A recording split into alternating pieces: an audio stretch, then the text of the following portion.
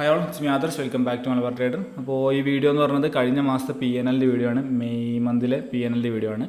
So നമുക്ക് നേരെ PNLിലേക്ക് നോക്കാം. ഇത് ഫ്ലാറ്റ് ട്രേഡിൻ്റെ പാനലാണ്. ഇതിൽ കുറേ ചേഞ്ചസ് ഒക്കെ വന്നിട്ടുണ്ട്.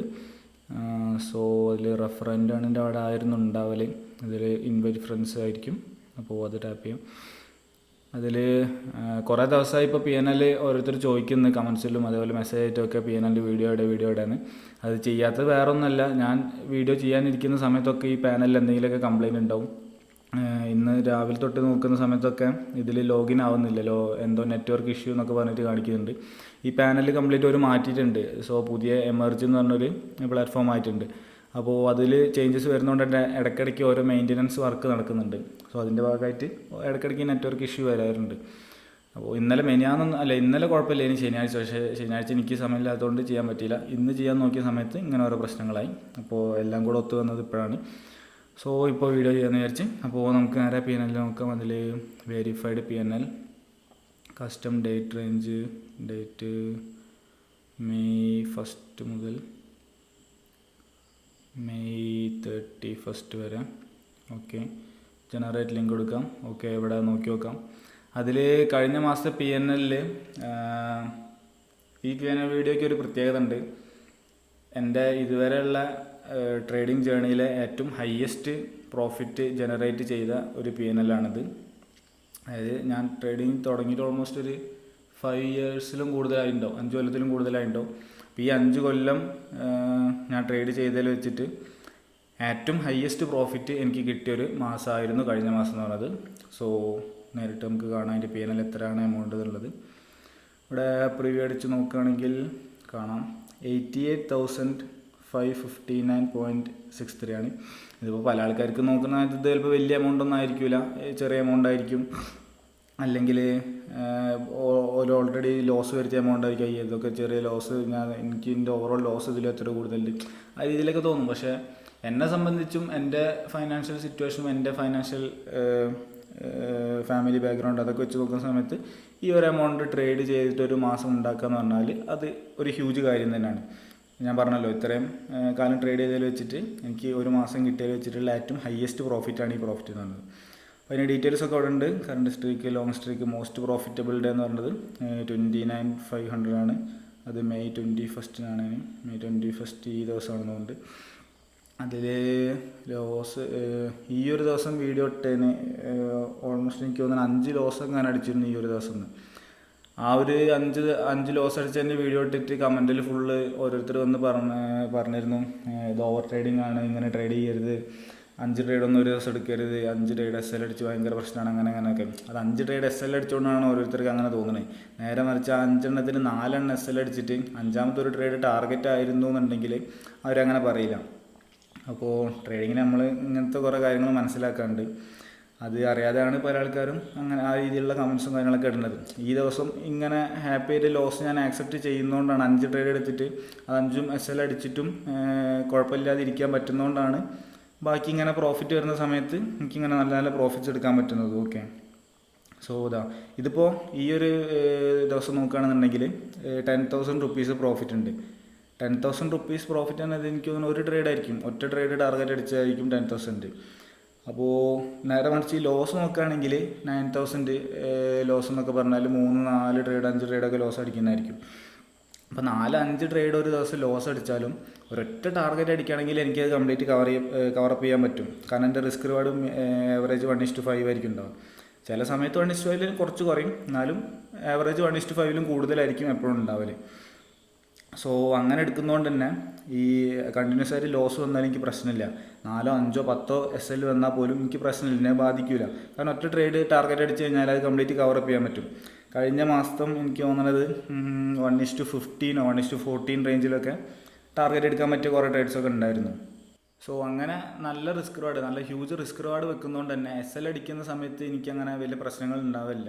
SL കണ്ടിന്യൂസ് ആയിട്ട് കുറച്ച് SL അടിച്ചാൽ പോലും വലിയ പ്രശ്നങ്ങൾ ഉണ്ടാവില്ല. കാരണം എനിക്കറിയാം അത് കവറപ്പ് ചെയ്ത് വരാൻ പറ്റും എന്നുള്ളത്. ഓക്കെ, സോ എന്നെക്കാട്ടും വലിയ ടെൻഷനാണ് ഞാൻ വീഡിയോ ഇടുന്ന സമയത്ത് അത് കാണുന്ന ആൾക്കാർക്ക്. ഓക്കെ, എന്തായാലും അത്യാവശ്യം നല്ല മാസമായിരുന്നു കഴിഞ്ഞ മന്ത് എന്ന് പറഞ്ഞത്.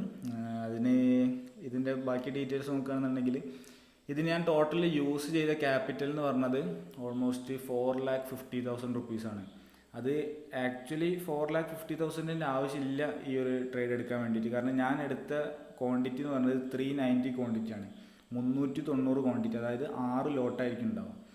സോ 6 ലോട്ട് എടുക്കാൻ വേണ്ടിയിട്ട് ശരിക്കും 4,50,000 രൂപേൻ്റെ ആവശ്യമില്ല. ഒരു ലോട്ട് എടുക്കാൻ ആവറേജ് ഒരു 20,000 റേഞ്ചിലൊക്കെ മതി. അപ്പോൾ ഒരു ലോട്ട് എടുക്കാൻ 20,000 ആണെങ്കിൽ 6 ലോട്ട് എടുക്കാൻ 6 × 20,000 1,20,000 രൂപ മതി. പക്ഷേ 1,20,000 രൂപ വെച്ച് നമ്മൾ ട്രേഡ് ചെയ്താൽ അതിൽ ലോസ് വന്നാൽ നമുക്ക് മാനേജ് ചെയ്യാൻ വളരെ ബുദ്ധിമുട്ടായിരിക്കും. അതുകൊണ്ട് ഞാൻ എപ്പോഴും അത്യാവശ്യം നല്ല രീതിക്ക് റിസർവ് ക്യാപിറ്റൽ മെയിൻറ്റെയിൻ ചെയ്യലുണ്ട്. അപ്പോൾ 4,50,000 രൂപയിൽ 1,20,000 രൂപ എനിക്ക് ട്രേഡ് ചെയ്യാൻ ഡിപ്ലോയ് ചെയ്യാൻ ആവശ്യമുള്ളൂ. അപ്പോൾ ഏവറേജ് ആ ഒരു റേഞ്ചിലുള്ള ക്യാപിറ്റൽ ഞാൻ അക്കൗണ്ടിൽ കീപ്പ് ചെയ്യാറുള്ളൂ. ബാക്കി എമൗണ്ട് ബാങ്ക് അക്കൗണ്ടിലാണ് വെക്കാറുള്ളത്. അതെന്തിനാണ് വെക്കുന്നത് വെച്ചാൽ അതൊരു റിസർവ് ക്യാപിറ്റലാണ്. അഥവാ ഈ 1,20,000 ഞാൻ ട്രേഡ് ചെയ്തിട്ട് ലോസ് നല്ല രീതിക്ക് ലോസ് ഇങ്ങനെ വരികയാണെന്നുണ്ടെങ്കിൽ എനിക്ക് പിന്നീട് ട്രേഡ് എടുക്കാനുള്ള ഫണ്ട് അതിലുണ്ടാവില്ലല്ലോ. അപ്പോൾ അതിനെ ആഡ് ചെയ്തെടുക്കാൻ വേണ്ടിയിട്ട് റിസർവ് ഫണ്ടായിട്ട് വെക്കുന്നതാണ്. ഓക്കെ, അതുകൊണ്ട് എപ്പോഴും ട്രേഡ് ചെയ്യുന്ന സമയത്ത് കുറച്ച് ഫണ്ട് റിസർവ് ഫണ്ടാക്കി വെക്കുക. നമുക്ക് ട്രേഡ് എടുക്കാൻ എത്ര ക്യാപിറ്റലാണോ ഡിപ്ലോയ് ചെയ്യാൻ വേണ്ടത് അത് കറക്റ്റ് വെക്കുക. അതിനെക്കാട്ടും കുറച്ച് എപ്പോഴും കൂട്ടി വെക്കുന്നതാണ് ഏറ്റവും നല്ലൊരു ട്രേഡിങ്ങിൽ. ഓക്കെ, പിന്നെ ഇപ്പോൾ ഈ പ്രോഫിറ്റിനെ പറ്റി പറയുകയാണെങ്കിൽ ഈ പ്രോഫിറ്റ് ടോട്ടൽ പെർസെൻറ്റേജ് നോക്കുകയാണെങ്കിൽ നമുക്ക് കാൽക്കുലേറ്റർ എടുത്ത് നോക്കാം. കാൽക്കുലേറ്റർ വെച്ച് നോക്കുകയാണെങ്കിൽ 88,000 ആണ് നമുക്ക് കിട്ടിയ പ്രോഫിറ്റ് എന്ന് പറഞ്ഞത്. 88,000 ഡിവൈഡഡ് ബൈ ടോട്ടൽ ക്യാപിറ്റലാണ് ഞാൻ എടുക്കുന്നത്, ഡിപ്ലോയ്ഡ് ക്യാപിറ്റൽ അല്ല. ടോട്ടൽ ക്യാപിറ്റൽ 4,50,000 ആണ്. 4,50,000 ഈക്വൽ ടു ഇൻറ്റു 100.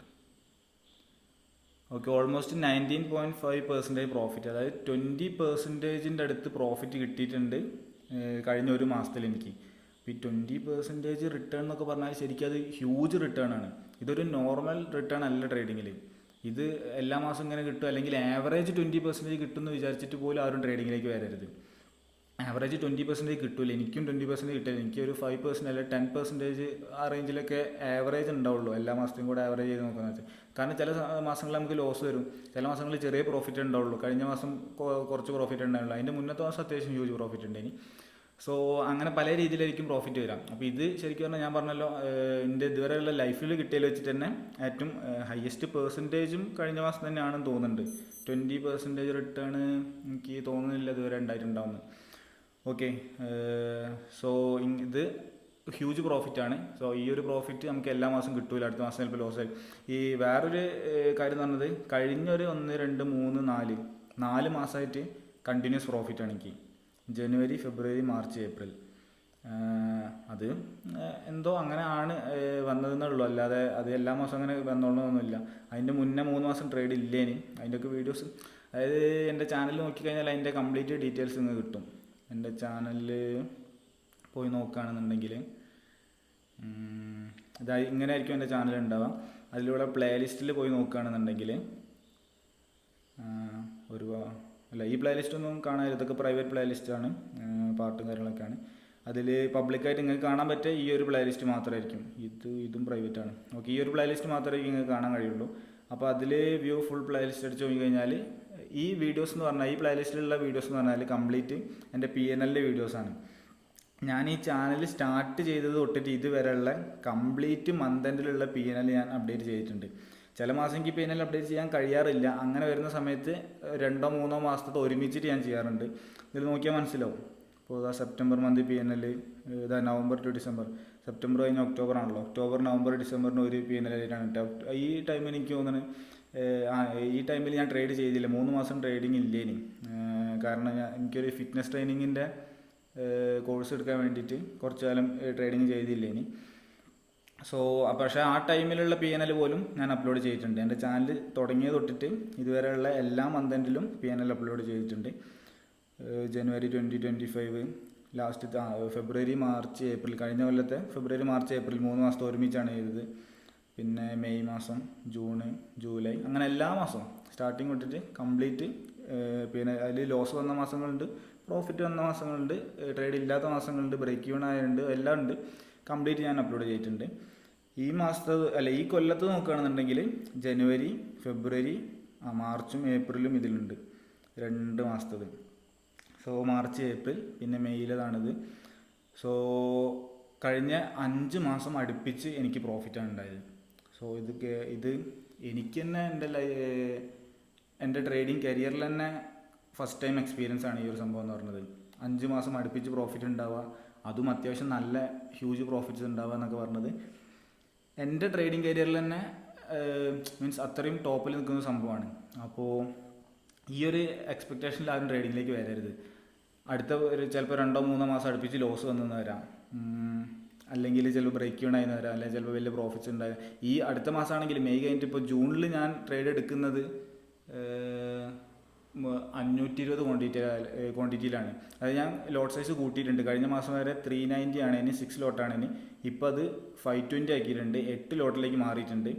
അപ്പോൾ 8 ലോട്ടിലേക്ക് മാറുന്ന സമയത്ത് പ്രോഫിറ്റ് ആണെങ്കിൽ പ്രോഫിറ്റ് കൂടും, അതേമാതിരി ലോസ് ആണെങ്കിൽ ലോസും കൂടും.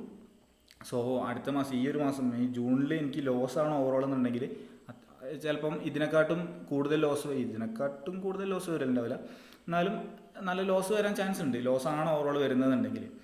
സോ അതൊക്കെ മനസ്സിലാക്കിയിട്ട് അത് ആക്സെപ്റ്റ് ചെയ്യാൻ തയ്യാറായിട്ട് മാത്രമേ ഒരാൾ ട്രേഡിങ്ങിലേക്ക് വരാൻ പാടുള്ളൂ. അല്ലാതെ എനിക്കിപ്പോൾ ഈ 5 മാസം കണ്ടിന്യൂസ് ആയിട്ട് പ്രോഫിറ്റ് കിട്ടി, അപ്പോൾ ഞാൻ ചെയ്യുന്ന സ്ട്രാറ്റജി പഠിച്ചു കഴിഞ്ഞാൽ എല്ലാ മാസവും ഇങ്ങനെ പ്രോഫിറ്റ് കിട്ടും, ആ രീതിയിൽ ചിന്തിച്ചിട്ടൊന്നും ഒരാൾ ട്രേഡിങ്ങിലേക്ക് വരരുത്. ഓക്കെ, സോ അത്രയൊക്കെ കാര്യങ്ങളാണ് ഈ വീഡിയോയിലൂടെ പറയാൻ ഉദ്ദേശിച്ചത്. പിന്നെ കഴിഞ്ഞ വീക്കിൽ ട്രേഡ്സിൻ്റെ വീഡിയോ ഒന്നും ഇല്ലേനി. കഴിഞ്ഞ ജൂൺ ഫസ്റ്റ് വീക്കിൽ കുറച്ച് ബിസി ആയിപ്പോയി, പിന്നെ കംപ്ലീറ്റ് ലോസസ് ആണ്. അതിൻ്റെ P&L എന്തായാലും ഞാൻ കാണിക്കുന്നുണ്ട്, അപ്പോൾ ഡീറ്റെയിൽ ആയിട്ട് കാണാൻ പറ്റും.